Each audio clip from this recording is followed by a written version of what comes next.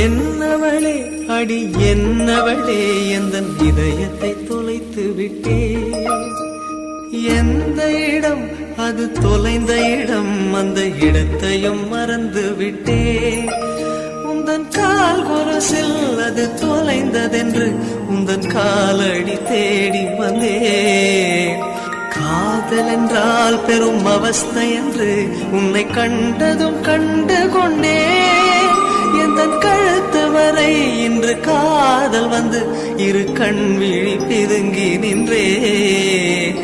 என்னவளே அடி என்னவளே எந்தன் இதயத்தை தொலைத்து விட்டே.